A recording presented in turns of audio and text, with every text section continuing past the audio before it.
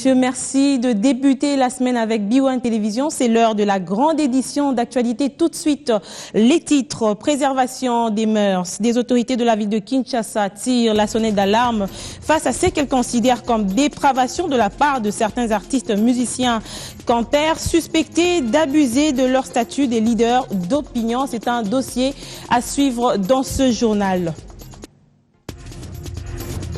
Et puis, promotion des régimes alimentaires et amélioration de la sécurité alimentaire et nutritionnelle en Afrique l'ont fait l'objet de la 5e édition du forum dont l'objectif est de placer les populations de la RDC à l'abri des problèmes d'alimentation.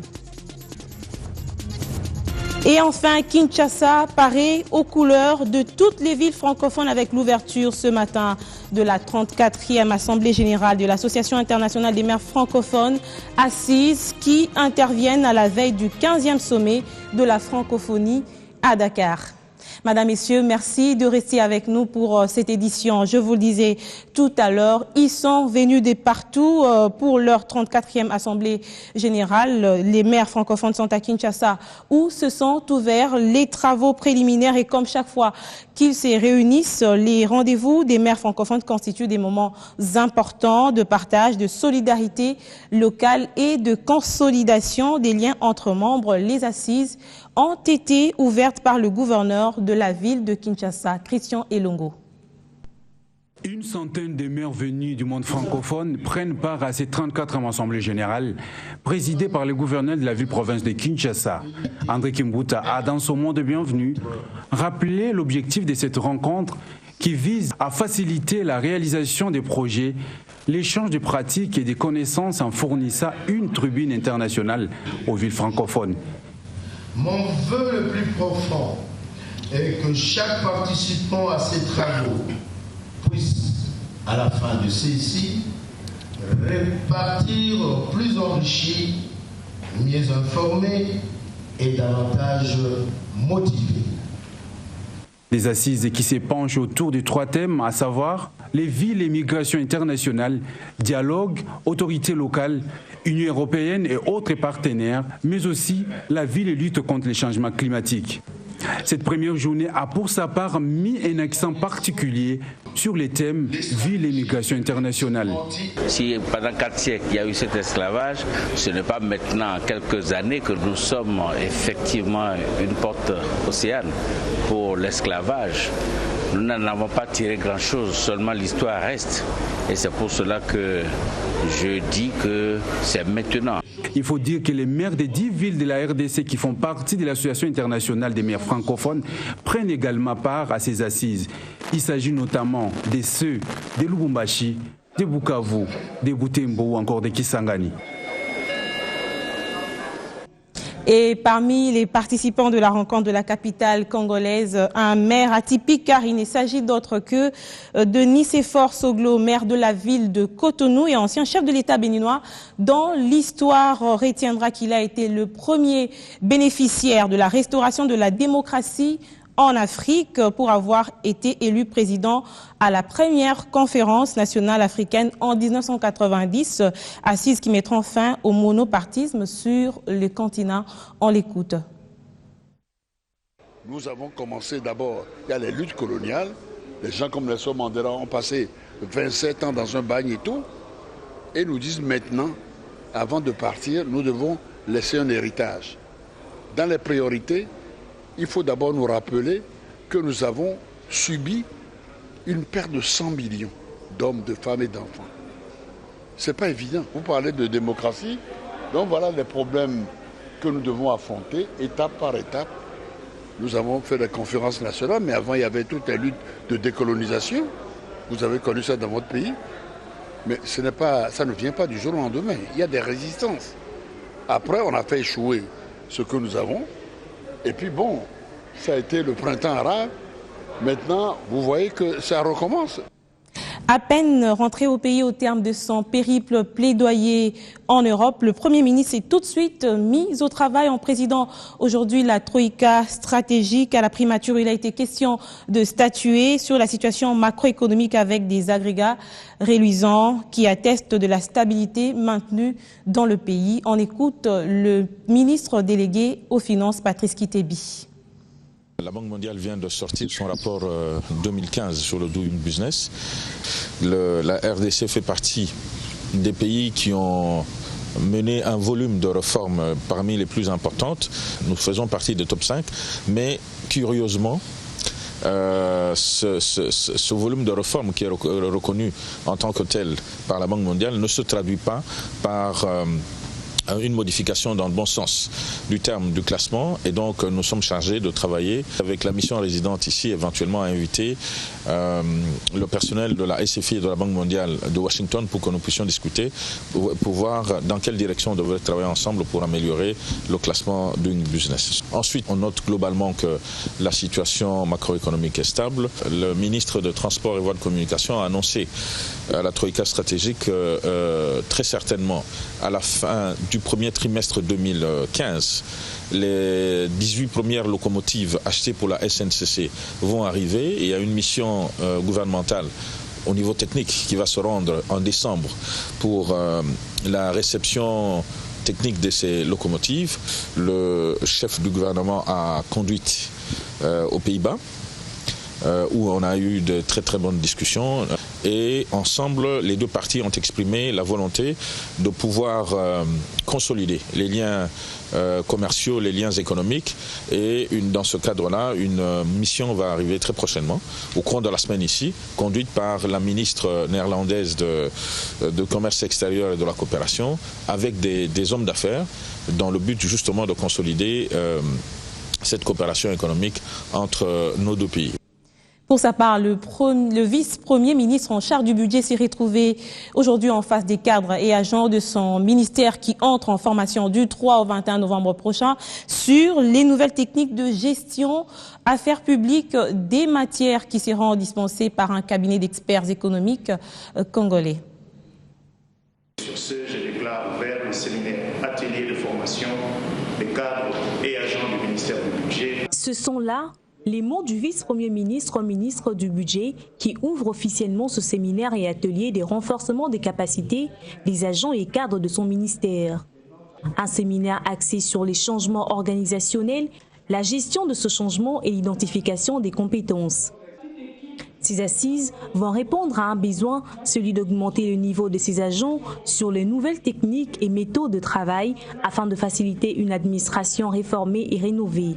La réforme du processus budgétaire appelle un certain nombre de changements.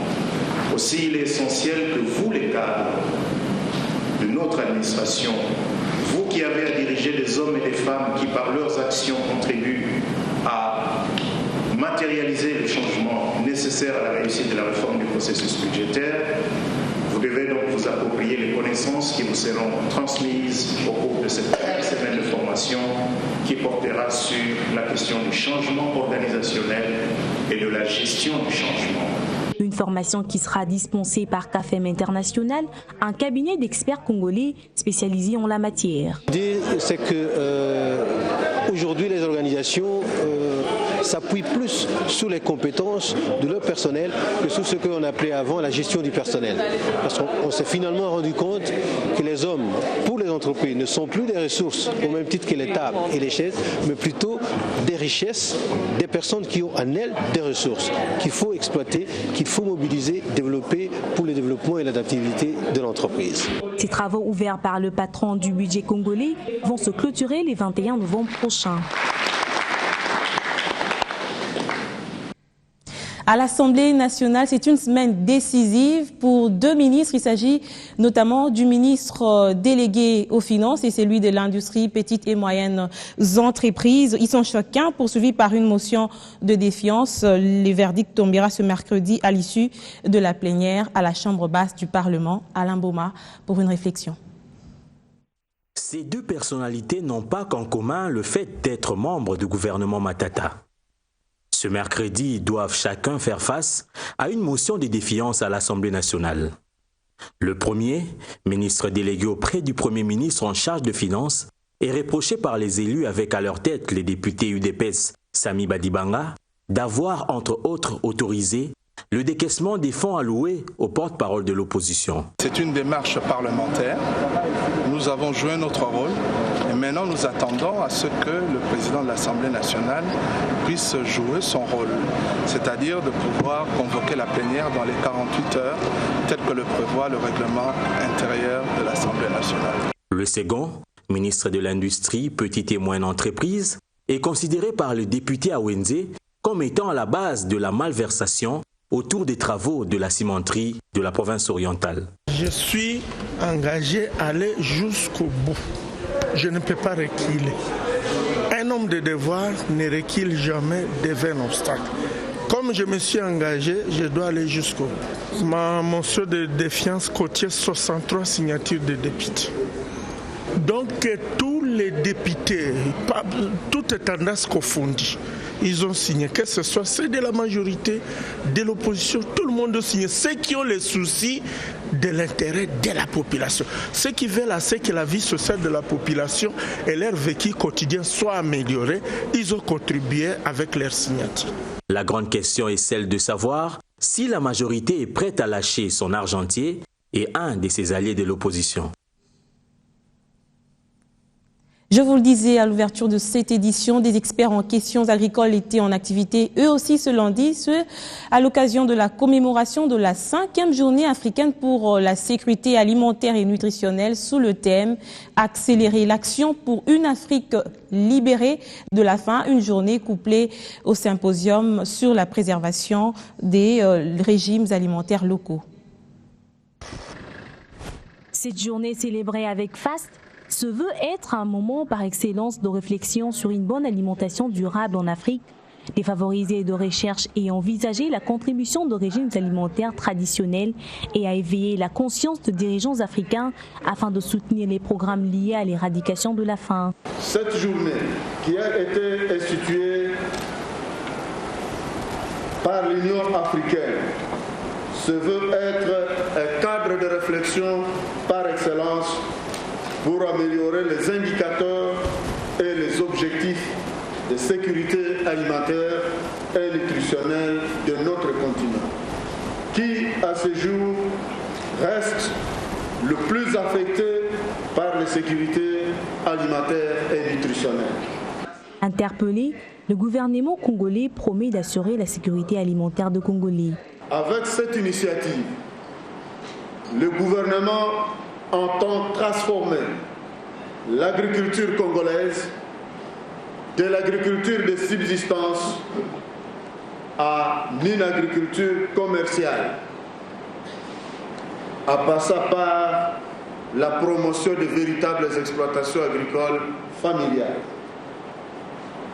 Cette transformation va ainsi offrir à la population congolaise une gamme variée d'aliments de qualité à quantité nécessaire pour améliorer la santé et la nutrition.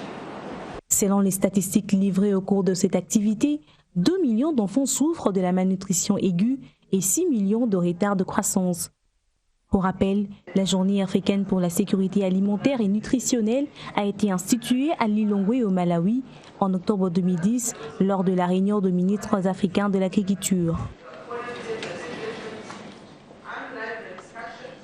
D'un symposium à un forum, la lutte contre l'exploitation illégale des ressources naturelles dans les zones des conflits ou à haut risque. La question est au cœur du 8e forum des 3 jours sur les chaînes d'approvisionnement en minerais responsables ouvert aujourd'hui. C'est une rencontre qui va permettre aux participants de réaffirmer l'urgence et la nécessité d'assurer un commerce responsable dans la région des Grands Lacs.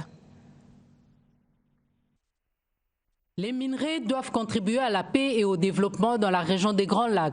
C'est dans cette optique que le 8e forum sur les chaînes d'approvisionnement responsables en minerais provenant des zones de conflit ou à haut risque devra permettre aux participants de réaffirmer l'urgence et la nécessité d'assurer un commerce responsable de ces minerais. La tenue des présentes assises augure d'une ère nouvelle entre les pays producteurs, les fonderies et les utilisateurs finaux pour l'établissement d'un partenariat gagnant-gagnant, favorisant l'instauration d'un commerce responsable des minéraux, mais aussi l'implantation des unités des industries de transformation de ces substances minérales en vue de leur conférer une plus-value avant population. Une initiative régionale de lutte contre l'exploitation illégale des minerais est à cet effet mise en œuvre dans le but de couper le lien entre le financement des groupes négatifs qui sèment la terreur et désolation dans la région des Grands Lacs et l'exploitation illégale des ressources,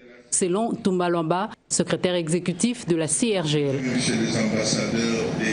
Et c'est dans ce contexte de guerre à répétition dans le Nord Kivu, notamment à ces pillages des ressources minières, qu'est tombée cette décision de la mairie de Béni d'instaurer un couvre-feu des 18h à 6h du matin. Il s'agit de faire face à la recrudescence de l'insécurité dans la ville par des rebelles ougandais de l'ADF NALU. Erikas Mouissi suit de près cette situation dans cette partie du pays. Désormais, aucun enjeu roulant, moins encore des piétons ne pourront circuler à Béni après 18h30 jusqu'à heure locale. La décision est du comité urbain de sécurité à l'issue d'une réunion extraordinaire élargie tenue dimanche 2 novembre 2014 à Béni. En quoi le président du comité urbain de sécurité et maire de Béni, devant la presse locale, la décision est consécutive à la recrudescence de l'insécurité dans la zone caractérisée par des massacres et dont sont victimes des populations civiles.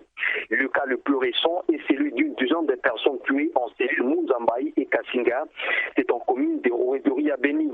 Selon Nyoni Bonako Masumbuko, maire de Béni, cette décision va interrompre l'assistance en vivre et non vivre aux rebelles ougandais ADF par certains habitants installés dans la ville. Le président du comité urbain de sécurité met en garde ses administrés et appelle ceux-ci au respect strict de la décision. Certains habitants interrogés fustigent la décision et appellent les membres du comité urbain de sécurité à revoir la mesure. Et par ailleurs, la minorité salue la décision du comité urbain de sécurité. Selon elle, la situation va de mal en pis sur cette option est sanitaire. Entre-temps, Kasuka Sébastien, un vieux, a été porté disparu au quartier Toubameme la nuit du dimanche à Célandi. Selon ses familiers, les auteurs que des maires en cavale ont laissé un tract dans lequel ils conditionnent la libération de l'otage par la libération du colonel Birocho, prévenu comparaissant dans les procès opposant le ministère public au présumé assassin du colonel Mamadou Moustapha Ndala-Béni. Et entre-temps, le président de la société civile du Nord Kivu propose comme antidote aux tueries en répétition perpétrées par les terroristes ougandais d'ADF NALU, vous le savez, une formation des cadres de base à la sécurité interne. Et le chef de la police de retour à Béni a quant à lui appelé tous ces éléments à la vigilance en cette fin d'année, comme nous dit Patrick Sialoua, notre correspondant à Goma. Réagissant au cas de justice populaire signalé dans la région de Béni sur des personnes suspectées appartenir à la bande des terroristes d'ADF, Thomas Dakenmouti, président de la société civile Nord Kivu, plaide pour la formation des cadres de base pour espérer à une sécurité dans cette région. Mais je dis aussi qu'il faut que les autorités de base soient formées. Les autorités de base doivent comprendre qui y passe, il vient d'où, il va où. Ça, c'est aussi un processus que l'autorité provinciale devait mettre en place le plus urgemment possible. Et ça, c'est pour toute la province du Nord Kivu, puisque même à Goma, vous savez qu'il y a des situations sécuritaires qui se posent. Et donc, il faut que les autorités de base soient formées sur la question sécuritaire. Nous devons tous jouer notre rôle sur cette question et ne pas croire que c'est seulement l'affaire des militaires, c'est seulement l'affaire des policiers. Cet activiste de la société civile Nord Kivu appelle la police et l'armée à ne pas faillir à leur mission dans le Grand Nord Kivu. Au FARDC, ils sont devant un défi et à eux de le relever, puisque non plus on ne saura pas comprendre comment on peut massacrer successivement des populations dans un milieu qu'on appelle zone opérationnelle, mais aussi dans un milieu où il y a une police. Ça signifie que quelque part il y a des difficultés de maintenir la situation sécuritaire. De son côté, dans sa parade ce lundi matin, le général Vital Oumia Awashango, patron de la police Nord Kivu, a interpellé les hommes en tenue bleue à la vigilance car l'ennemi n'a pas encore désarmé. Et rappeler aux policiers qu'ils doivent à tout prix maintenant veiller et donner leur meilleur pour la sécurisation de la population, surtout que nous approchons déjà la fin de l'année 2014. Vie des médias, le journaliste doit-il se taire et sauver sa vie? En tout cas, La question a été abordée aujourd'hui à l'occasion de la célébration de la journée mondiale de la fin de l'impunité pour les crimes commis contre les journalistes. C'est une journée instituée par les Nations Unies pour chaque 2 novembre. Pour cette première célébration, les organisations des droits des journalistes, les journalistes professionnels, les acteurs politiques ainsi que les agences des Nations Unies étaient réunis afin d'échanger sur le rôle et la place du journaliste en RDC. Cette journée vise à rappeler à tous les acteurs la nécessité de travailler à créer un environnement libre et sûr pour les journalistes et les professionnels des médias dans les situations conflictuelles ou non, afin de renforcer à terme la paix, la démocratie et le développement dans le monde. Cette résolution demande en outre aux États de promouvoir un environnement sûr et propice dans lequel les journalistes puissent effectuer leur travail de manière indépendante. Par cette occasion, il a été rappelé que la place du journaliste est dans la rédaction et non en prison. Cette journée nous donne l'occasion de rappeler que dans ce vaste pays qu'est la République démocratique du Congo, des centaines de journalistes et professionnels des médias risquent chaque jour leur vie ou la prison à cause de leur métier d'information ou de leur qualité de journaliste. Quelles libertés ne peuvent s'exercer si dans le pays, l'impunité est érigée en mode de gestion? Or, nous l'ignorons que dans une démocratie, c'est le peuple détenteur du pouvoir qui est souverain. Personne ne peut gouverner s'il n'a pas formé son intelligence d'une part, et d'autre part, s'il ne s'est pas informé pour se faire une opinion. La journée du 2 novembre a été marquée par un échange franc. Les corporations des journalistes, les politiciens, le gouvernement et même les partenaires au développement saluent tous cette résolution car elle va réduire le taux d'assassinat et d'incarcération des journalistes. Vers la valorisation de l'entrepreneuriat féminin des femmes entrepreneurs en bénéficient aujourd'hui des éléments d'information sur l'Organisation pour l'harmonisation du droit des affaires en Afrique afin de leur permettre de devenir compétitives et investir en connaissance des causes. Plus d'une femme était renfermée comme dans une coquille, ou mieux dans son environnement et ne sachant pas à quel sens se vouer pour sortir et émerger. D'où l'importance de la conférence de presse initiée par l'ambassade de France dans le cadre du projet de renforcement des capacités de femmes entrepreneurs de l'espace OHADA. En regardant maintenant ce qui se passe dans le monde et autour de nous, dans les pays comparables, on a constaté que l'OHADA était attrayant et permettait de rencontrer nos préoccupations. Ça n'a pas été fait au hasard, ça a pris beaucoup de temps, ça a donné lieu d'abord à des analyses, à des études.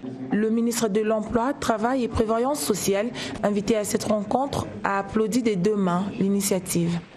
Comme vous le savez, notre pays, la RDC, a adhéré au droit OHADA, qui est en fait le droit des affaires pays africains qui ont choisi en commun d'appliquer les mêmes procédures en ce qui concerne le droit.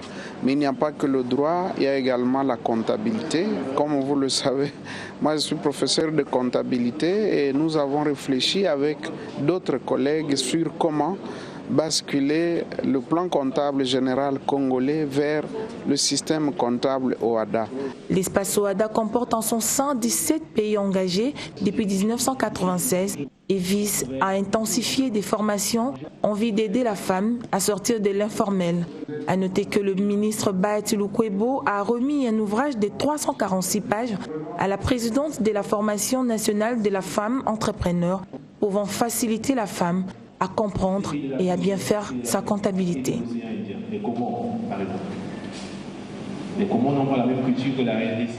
Et pour parler infrastructure, nous allons retourner en province. Le ministre en charge des ITPR a inspecté le dimanche la route nationale numéro 2, axe Goma-Bukavu. Le climat particulièrement pluvieux de la région exige des autorités plus d'attention pour cette route. La preuve des phénomènes inhabituels, coulées de boue et de moellons, s'y sont produits très récemment dans le territoire de Calais. Suivez. Traversant les localités de Sake, Kiroche et Minova au nord Kivu, la route nationale numéro 2 se trouve dans un état acceptable.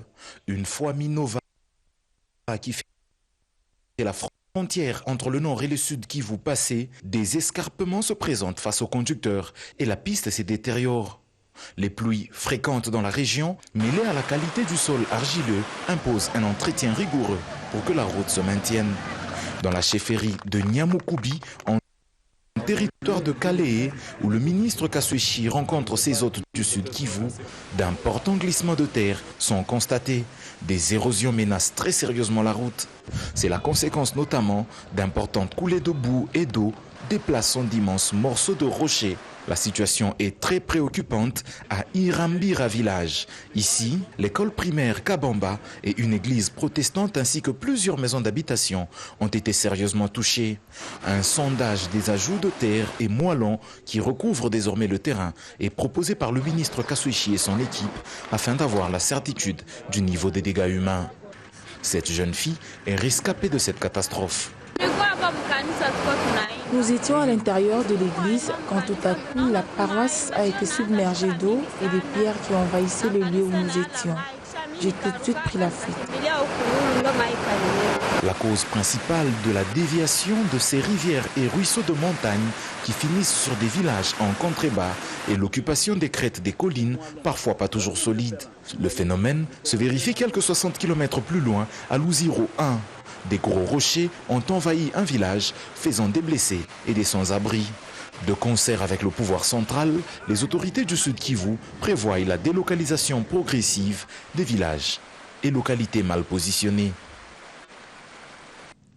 Et avant de nous dire au revoir, apprécions cet échange entre des artistes musiciens et des autorités de la ville autour de la campagne des moralisations sur la préservation des mœurs. Ces musiciens, leurs porte-parole et des chroniqueurs seraient à la base des messages désobligeants dans leurs messages et productions. C'est un dossier signé Steve Mbouy.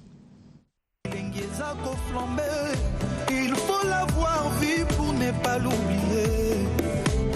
Les milliers des artistes est devenu contre toute attente un lieu où se développent les plus en plus des atteintes à l'intégrité physique des personnes, notamment des infractions des coups et blessures, volontaires et involontaires. Ces comportements doivent cesser et cesser. Mais à culpa de certains artistes musiciens, même s'ils continuent à se renvoyer la balle.